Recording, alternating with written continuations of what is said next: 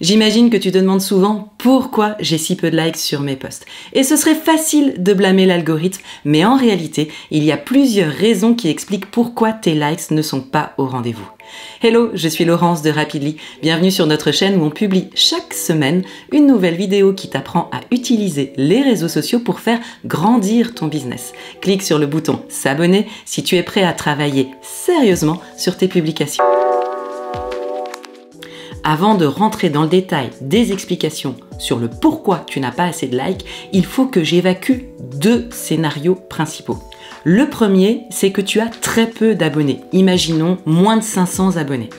Dans ce cas, ne pas avoir beaucoup de likes, ne pas avoir beaucoup d'engagement, c'est juste normal. Plus que normal, c'est mathématique. Sais-tu ce qu'est la portée organique ? La portée organique, c'est le nombre de personnes qui vont voir naturellement ton post au moment où tu le publies, sans que tu ne fasses rien de spécifique, ni publicité, ni action particulière. Sais-tu que la moyenne de portée organique d'un post sur Instagram est de 13%. Donc faisons le calcul. Si tu as 100 abonnés, ça veut dire que seulement 13 personnes vont voir naturellement ton post. Maintenant, prenons le taux d'engagement. Le taux d'engagement, c'est le rapport entre le nombre de personnes qui vont interagir sur ton post, liker, commenter, enregistrer, sur le nombre de personnes totales qui voient ton post. Sais-tu que le taux d'engagement moyen sur Instagram est de 0,82%?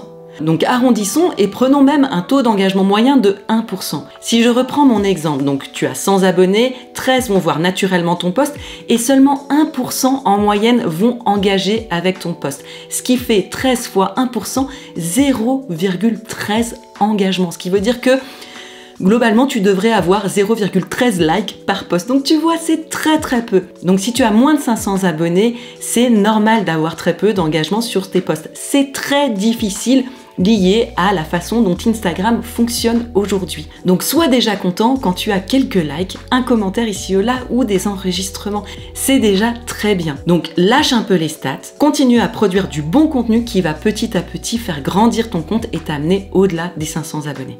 Ensuite, c'est terrible, mais il y a autre chose qui explique que tu aies peu de likes. C'est un biais cognitif qu'on appelle tout simplement l'effet de mode, qui veut que on a tendance à liker plus des contenus qui sont déjà likés.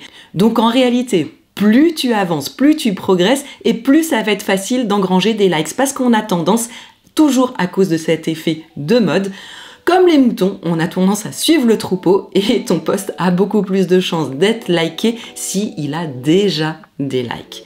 C'est terrible, mais c'est comme ça. Maintenant, parlons du deuxième cas, le cas où tu as un très gros compte.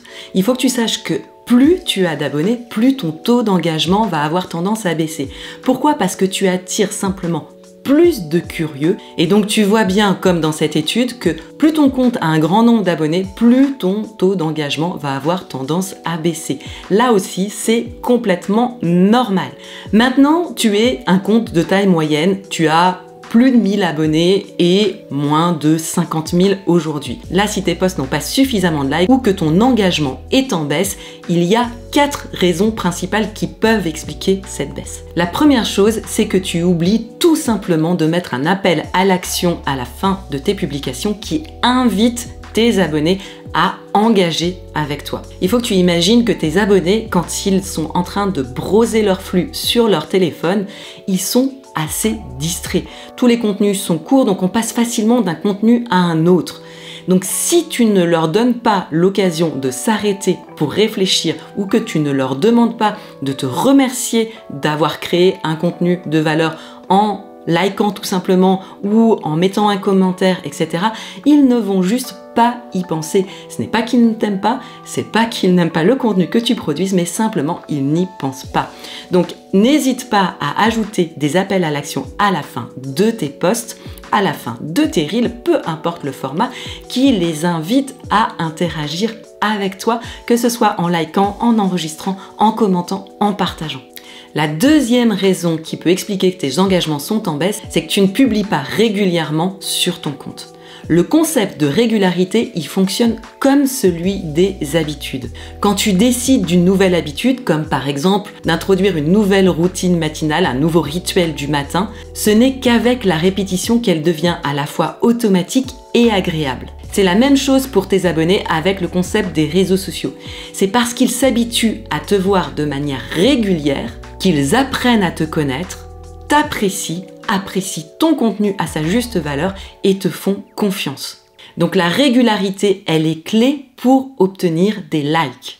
La troisième raison qui peut expliquer que tu as peu de likes, c'est ta ligne éditoriale. Si ta ligne éditoriale n'est pas claire, tu ne peux pas susciter véritablement un engagement solide dans la durée. Tu peux faire un coup sur un post, mais tu ne construis pas un compte. Une ligne éditoriale claire, c'est savoir exactement quelle niche on sert, donc un groupe spécifique de personnes, pas les femmes en général, mais par exemple les femmes qui ont 50 ans et qui pratiquent le yoga. Et avoir 3 thèmes éditoriaux au moins et au maximum 5 thèmes éditoriaux qui sont là aussi bien définis. Les thèmes éditoriaux, ce sont les sujets sur lesquels tu vas parler sur ton compte. Il faut que cette niche et ces thèmes éditoriaux, il faut qu'ils soient clairs pour n'importe quelle personne qui voit défiler tes posts de manière régulière, parce que ça va les aider à s'habituer à comprendre ce que tu peux leur apporter et donc la valeur de tes publications et pourquoi finalement ils auraient intérêt à te suivre et à liker et interagir avec tes publications. Si tu n'as pas cette niche claire et ces thèmes éditoriaux bien définis, ton compte, il va ressembler à un bazar. C'est coloré, il y a plein de bruit, plein de choses qui attirent l'attention, mais rien non plus qui t'arrête. On se sent un peu submergé par tout ce que tu publies sans avoir une claire direction de finalement ce qu'on peut y trouver. Et la majorité des abonnés, ils n'auront pas la patience de fouiller dans ton bazar pour comprendre ce que tu fais. Donc ton flux, il doit plutôt ressembler à un placard de cuisine bien organisé, où chaque chose est bien à sa place, où quand j'ouvre le placard, je vois exactement ce que je peux trouver à l'intérieur. Ça ne veut pas dire que tout doit être parfait, ou que tu dois absolument avoir 2 images, un reel, une photo, puis encore 2 images, un reel, une photo, c'est pas ce que je veux dire. Mais ce qui est important, c'est qu'il y ait une clarté qui se dégage quand j'ouvre ton compte. Une façon simple de mettre ça en place, c'est de ne pas trop varier les couleurs, d'avoir une identité graphique qui est bien définie et qui ne varie pas trop, et aussi d'avoir ces thèmes éditoriaux qui sont clairs. 4e raison pour lesquelles tu n'as pas assez de likes, tu n'es pas suffisamment toi-même.